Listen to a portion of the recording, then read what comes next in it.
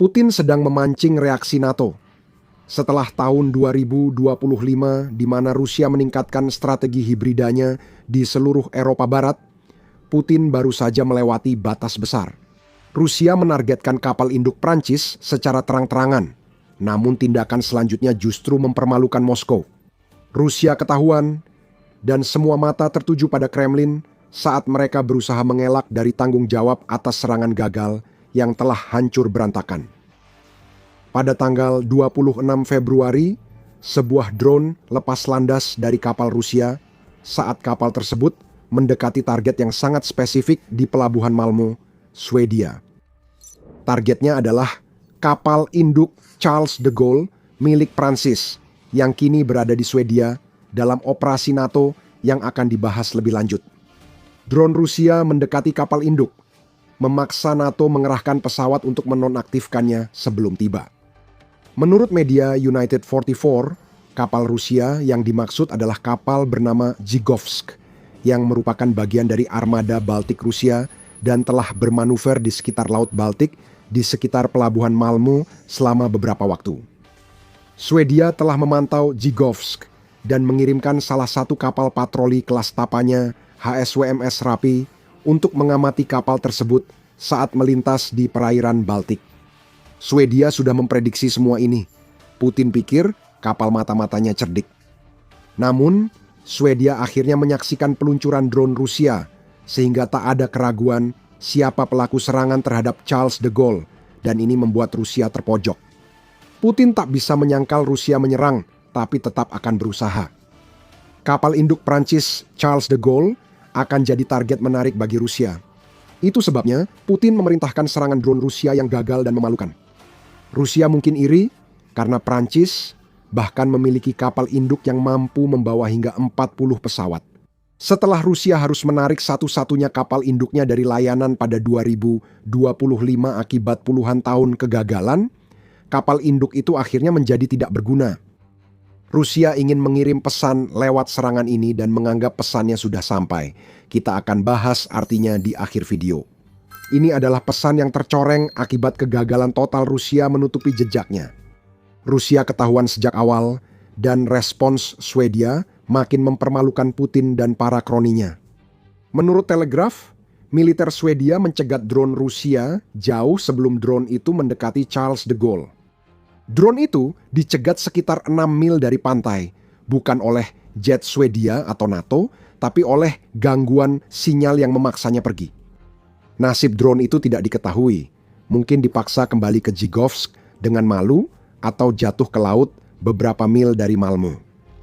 Bagaimanapun juga, yang kita lihat di sini adalah upaya Rusia untuk melancarkan serangan atau melakukan pengintaian terhadap kapal induk Prancis, sebuah upaya yang sudah gagal total sebelum benar-benar sempat dimulai. BBC juga melaporkan tentang serangan gagal Rusia, mencatat bahwa beberapa tokoh penting telah menyoroti pelanggaran drone Rusia sebagai apa adanya, yaitu sebuah provokasi yang konyol. Itu kata-kata Menteri Luar Negeri Prancis, Jean-Noël Barrot, di kapal Charles de Gaulle saat serangan terjadi.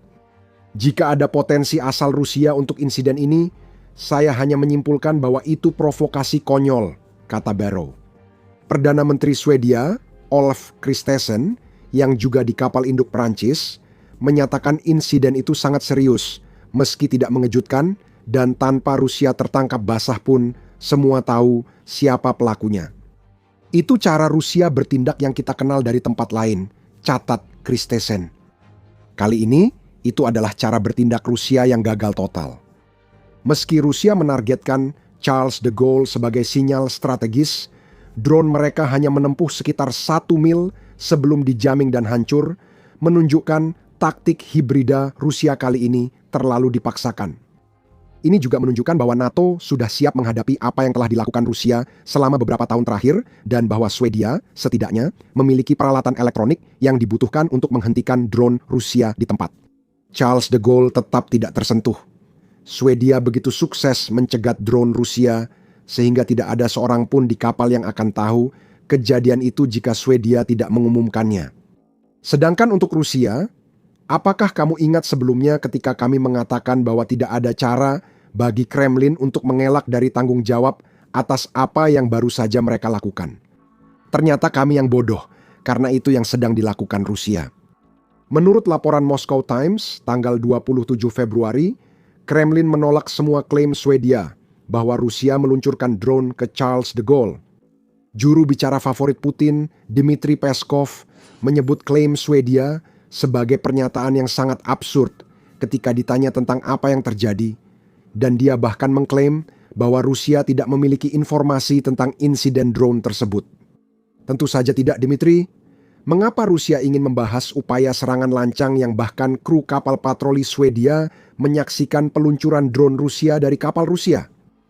Bagaimanapun, Kremlin memiliki motif yang jelas untuk mengirim drone tersebut, seperti yang akan kita bahas sebentar lagi.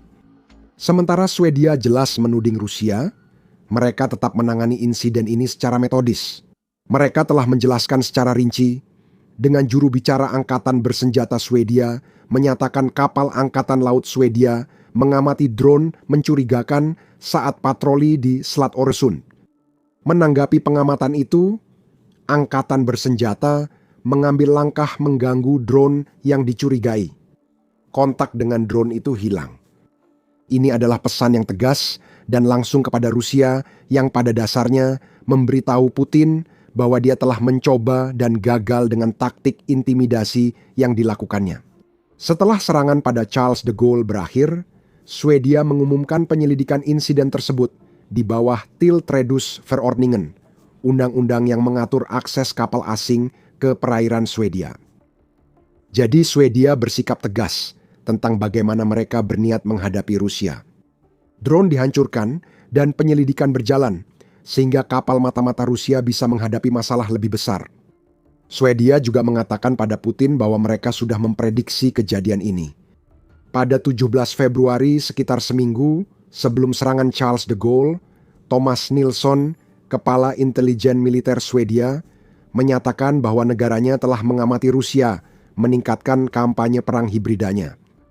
Nilsson mencatat Rusia terus meningkatkan kemampuannya, siap mengambil risiko lebih besar dan melakukan sabotase tingkat lanjut, seperti rencana pembunuhan, pembakaran, serta serangan ke infrastruktur penting.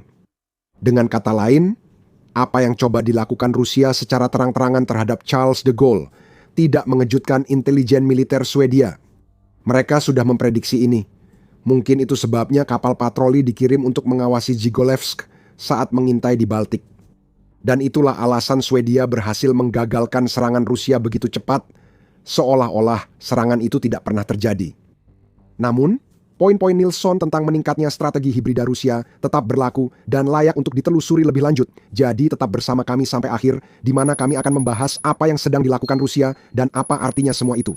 Saat kita membahas ini, Anda menonton The Military Show. Jika belum berlangganan, tekan tombolnya sekarang. Sebelum membahas tindakan Rusia dan maknanya, ada alasan di balik upaya mereka mengirim drone ke Charles de Gaulle seperti disebutkan sebelumnya. Anda mungkin bertanya mengapa kapal induk Prancis ada di Swedia. Secara logis, kehadirannya di pelabuhan Malmö kemungkinan terkait dengan NATO, dan itu benar. Charles de Gaulle sedang mengambil bagian dalam sebuah operasi yang berdampak langsung pada Rusia. Tentu saja, NATO tidak sedang melakukan serangan atau hal semacam itu, tetapi yang mereka lakukan adalah melaksanakan misi Lafayette 26 di dalam dan sekitar Swedia. Seluruh misi itu, yang akan mencakup latihan-latihan yang dilakukan di Laut Baltik tempat Zigolevsk beroperasi, telah dirancang oleh NATO sebagai latihan multinasional yang akan berfokus pada pencegahan ancaman terhadap kabel bawah laut. Itu adalah pesan yang jelas untuk Rusia. Sebagian dari kampanye hibrida yang diluncurkan Rusia melibatkan pengiriman kapal mata-mata untuk menemukan lokasi kabel-kabel ini yang sangat penting untuk komunikasi dan dalam beberapa kasus mencoba memutusnya. Pada bulan Desember 2024 lalu, Finlandia bahkan menahan sebuah kapal Rusia sebagai bagian dari penyelidikan atas insiden pemutusan kabel, yang merupakan jenis masalah yang membuat Lafayette 26 menjadi misi yang sangat penting. Institut Angkatan Laut Amerika Serikat menyatakan Lafayette 26 juga dirancang untuk membantu selain kabel-kabel tersebut. Prancis dan NATO memperkuat pertahanan, pencegahan terhadap Rusia, meningkatkan kolaborasi dengan sekutu NATO, dan memperkuat perbatasan Eropa. Tidak ada satupun dari hal ini yang ingin dilihat oleh Putin, dan dia sangat tidak ingin melihat Charles de Gaulle di Swedia, karena Lafayette 26 menandai pertama kalinya kapal induk tersebut berlayar ke negara itu. Rusia kini menghadapi unjuk kekuatan NATO yang menanggapi taktik hibrida dan pelanggaran perbatasan yang dipakai Rusia untuk mengganggu NATO Eropa.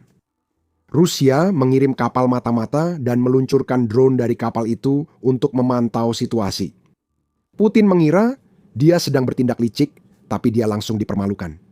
Baik kapal maupun drone tersebut telah terdeteksi dan sudah ditangani, dan Rusia tidak akan tahu apa-apa tentang apa yang terjadi selama Lafayette 26, kecuali apa yang diperlihatkan NATO kepada Rusia sebagai bagian dari taktik proyeksi kekuatannya. Rusia sangat malu setelah 26 Februari, namun itu tidak berarti bahwa apa yang kita lihat pada hari itu bukanlah tanda berbahaya dari apa yang akan terjadi dan juga keinginan Rusia untuk mempertahankan kampanye perang hibrida mereka terhadap NATO. Ini mengingatkan kita pada pembahasan sebelumnya tentang Rusia yang meningkatkan perang hibrida, dan serangan terbaru ini menunjukkan Rusia makin berani dengan strateginya. Bagaimanapun juga, hal itu terjadi pada minggu yang sama ketika The Telegraph mengungkapkan bahwa Rusia telah mengirim migran ke negara-negara Eropa melalui jaringan terowongan bawah tanah yang membentang antara Polandia dan Belarus. Hampir 200 migran telah menggunakan terowongan-terowongan itu untuk menyeberang ke wilayah Uni Eropa. Dan pejabat Polandia meyakini bahwa terowongan-terowongan itu dibangun oleh para spesialis dari Timur Tengah. Kemungkinan sebagai bagian dari upaya Rusia untuk mendestabilisasi negara-negara Eropa dengan menggunakan migrasi sebagai senjata. Henry Jackson Society menyoroti rencana Rusia dalam sebuah artikel pada November 2025, di mana mereka mengatakan bahwa Rusia mendorong para migran yang putus asa menuju negara-negara Uni Eropa. Dan ketika negara-negara tersebut menolak untuk menerima gelombang migran yang terus bertambah, Kremlin menyerang negara-negara itu dengan menuduh mereka tidak toleran terhadap kebutuhan orang lain. Para migran itu sendiri bukanlah pihak yang melakukan agresi. Mereka adalah pion Putin, alat untuk agresi Rusia dengan taktik merugikan Uni Eropa dan NATO, namun tetap di bawah ambang perang konvensional. Ini taktik propaganda klasik Rusia. Hal itu dan serangan terhadap Charles de Gaulle menunjukkan beragamnya strategi perang hibrida Rusia saat ini. Menurut artikel The Record, tanggal 20 Februari, intelijen Belanda juga menyoroti sejauh mana Rusia telah meningkatkan pendekatan perang hibrida mereka. Selain menggunakan drone dan migran, Rusia juga menggunakan campuran serangan siber, disinformasi, spionase, sabotase, dan pengaruh politik tersembunyi untuk mendestabilisasi negara-negara yang menurut Putin menjadi ancaman terbesar bagi visi Rusia tentang versi Eropa. Pada dasarnya, hal itu akan terlihat seperti saat Uni Soviet berada di masa jayanya. The Record menyatakan adanya peningkatan tajam aktivitas ini di Eropa sejak 2023. Rusia disebut membingkai tindakannya sebagai perjuangan melawan Barat yang dekaden, sementara Federasi Rusia digambarkan unik dan hanya peduli kelangsungan hidupnya, menurut intelijen Belanda. Sudah umum diketahui bahwa negara-negara yang hanya berusaha bertahan hidup sering memulai perang brutal selama bertahun-tahun melawan negara lain. Itu adalah naluri bertahan hidup. Negara-negara kuat menyerang mereka yang dianggap lebih lemah hanya agar mereka bisa terus bertahan. Di luar sarkasme, cara Rusia membingkai apa yang mereka lakukan itu omong kosong semua. Namun, itulah yang dijadikan alasan oleh Putin dan kroni-kroninya untuk menyerang NATO, Uni Eropa, serta negara bekas blok Soviet seperti Ukraina. Hal yang mengkhawatirkan bagi Barat adalah semua ini menunjukkan bahwa Putin didorong atau setidaknya tampak didorong oleh ideologi, bukan sekadar ambisi penaklukan. Para ideolog selalu sulit untuk dibujuk karena kepatuhan buta mereka terhadap filosofi mereka sendiri, yang pada akhirnya berarti bahwa perang hibrida yang sudah meningkat yang dilakukan Rusia hanya akan semakin buruk.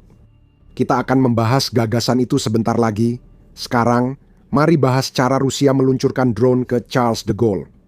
Sekilas, ini terlihat seperti cara unik Rusia menyerang dengan drone. Bagaimanapun, perang Ukraina telah menunjukkan kepada kita bahwa Rusia dapat meluncurkan drone-drone ini dari hampir seluruh wilayahnya sendiri, yang menimbulkan pertanyaan mengapa mereka harus mengirim kapal ke perairan Baltik untuk melakukan tugas itu. Salah satu jawabannya, mungkin karena drone Rusia tak bisa menjangkau Swedia.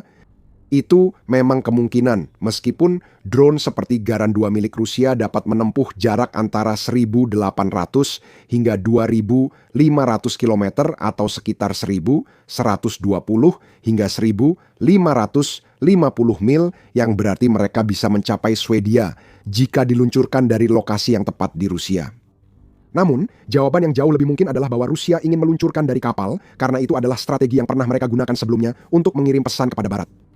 Perbedaannya kali ini adalah Rusia menggunakan kapal mata-mata yang merupakan bagian dari angkatan laut militernya, bukan kapal armada bayangan yang pernah mereka gunakan di masa lalu.